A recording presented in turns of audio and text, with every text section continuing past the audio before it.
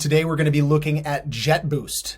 For those of you not familiar, Jetboost is a tool that basically gives your Webflow CMS collections superpowers. So we're going to dig in. You'll see a few of these, what they call boosters in a minute here. But just want to give a kind of a high-level overview. We're not going to do anything too crazy, but just want to give people an idea of what to expect when they install this on their Webflow site. It's really easy. You'll see that they walk you through everything and really intuitively and make sure that you can't screw up too much. So with that, let's take a look. So when you sign up for Jetboost, you can sign up for a free account. When you first sign up, what you're going to do is you're actually going to give Jetboost permission to view your Webflow sites. Once you do that, then you're going to have this dashboard where you can see all of the sites that you've built or in Webflow or only the certain sites that you've given it access to. So with that, let's add a booster, as they call it. So when I'm in Jetboost, I'm in my dashboard, and I'm just going to click Add Booster. So if we wanted to add a, let's do like a real-time search. We're going to add the real-time search booster. And what you'll see here is, and I won't go through the whole process, but what I'll kind of try to highlight a few of the things. What's going to happen is you are going to, let's say I want to add it to my tools.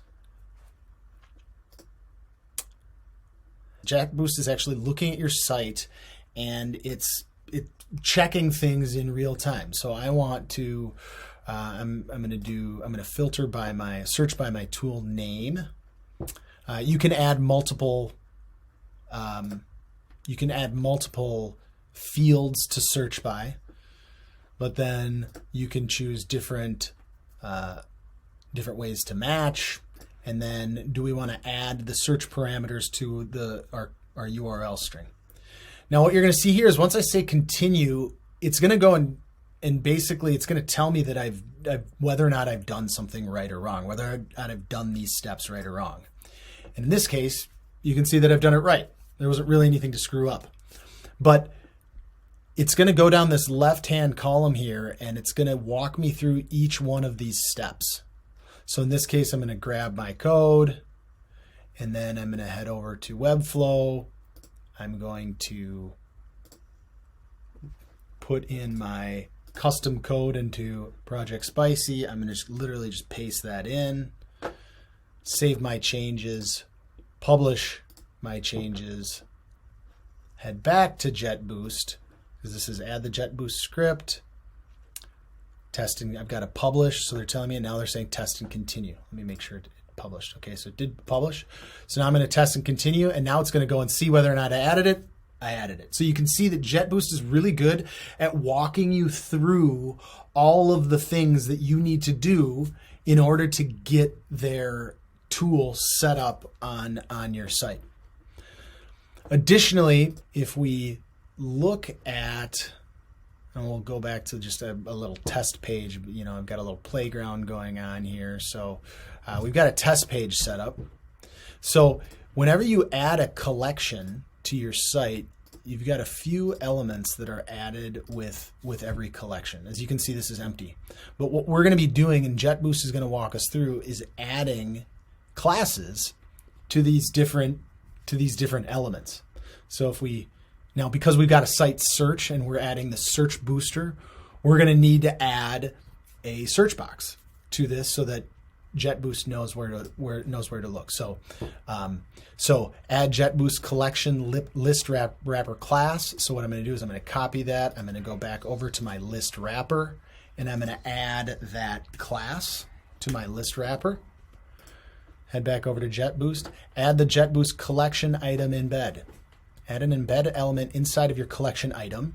So if you remember the structure, the anatomy of our collections, then copy the code below and paste it in. So I'm going to copy that. I'm going to head over, and this is actually going to make me choose a collection. So let's do tools. And now when I can add an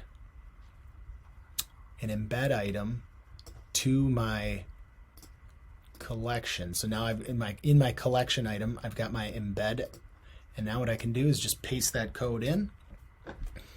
and they have formatted everything for me. Save and close. Now I head back over to Jetboost, test and continue. Enter the URL, and I don't remember the URL. Let me see. I think it's just maybe test page. Test-page. Oh, I've got to publish it. Be sure to publish, or else it's not going to know when you publish that. And then this was test-page. And so now what's going to happen is, now that I've published it, I have nothing on my page, but when I publish it, Jetboost is now going to come back and check again to see if I've properly copied the classes for those different elements. Published a few seconds ago. Now we're going to check and test and continue. Cool, I've done it. If I didn't do it right, it would tell me what I did wrong.